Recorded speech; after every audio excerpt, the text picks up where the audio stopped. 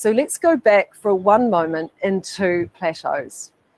As you are losing weight, if I've just explained to you that if you lose 5 kilos, for instance, this happens between 3 and 7 kilos loss, you will reach a plateau every time. And the reason for that is that you have literally significantly dropped a very important part of your body, right? The fat cells, how your body was actually trying to create balance. They have found, scientists have found a couple of thousand different types of enzymes and hormones within fat cells themselves that they haven't even begun to identify. So we don't know everything about the human body right now, but we do know this about fat cells. It is releasing hormones. It is releasing information to the rest of our body.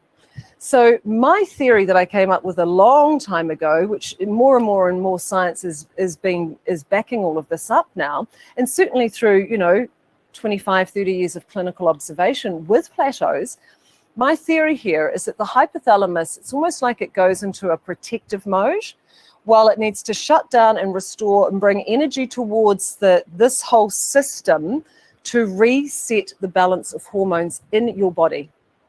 Doesn't that make sense? And so over the plateau days, which can be anywhere from 3, 5, 7, even up to 10 days, your body is doing miraculous things. This is why I say plateaus are normal, healthy, expected, and required. Because if we go on a weight loss program and there's no plateaus or very few plateaus, that weight is going to come straight back on. We need the sustainable adjustments made within our whole operating system to restore order and balance with each incremental step that we take. So you want to welcome the plateaus. You want to embrace and rejoice these plateaus. Now, how different does that feel, knowing that your body is doing what it's supposed to do, and it's a good thing? It's a sign your body is ready to adjust.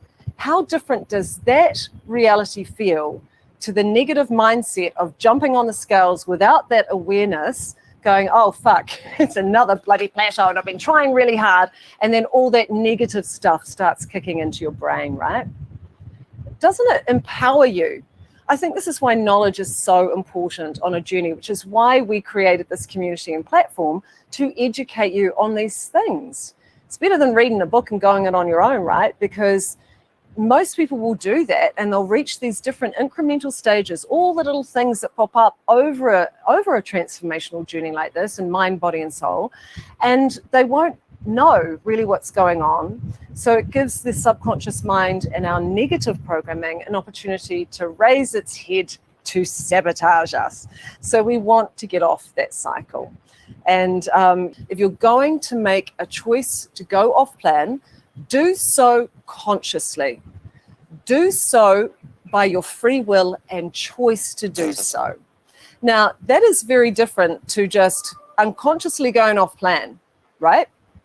Because the story that you tell yourself at that time and straight afterwards is going to determine whether this is going to be a lasting lifestyle change for you or something that's just another freaking diet that has never worked out, right? So when we give ourselves permission to step off the wagon gracefully and indulge because we might have an event or something's going on that's important to us, it's okay to give yourself permission to do that if it is conscious, because afterwards you're not going to start beating yourself up, going into the negative self-stories, going into self-loathing, self-beration and all of those things. And then you're going to potentially get into story, weight loss is just unobtainable to me, I may as well quit, my body doesn't like me, I don't like my body. We don't want that. So if you're going to fall off the wagon, don't fall, take a step off gracefully, because the aftermath of that is the intentional, immediate step back on. So it's not the time that we're off a journey, it's the amount of time and the willingness to step back onto it immediately. And we can only do that from a place of deep self-love and this higher level of conscious awareness, so that we're in the driving seat not our subconscious mind. You know, to transform a life of patterns and addictions and programs, particularly around how we use food, often on an emotional level, for comfort, for stress relief, or whatever.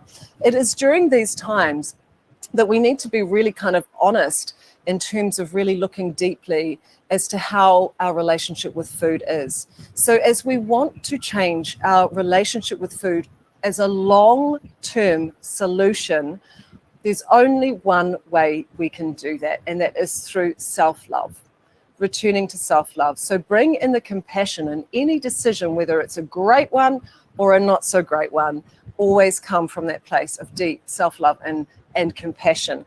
And that is the antidote to the fear-driven past programs and core beliefs that we've been running. Okay, so I hope that resonates deeply with you.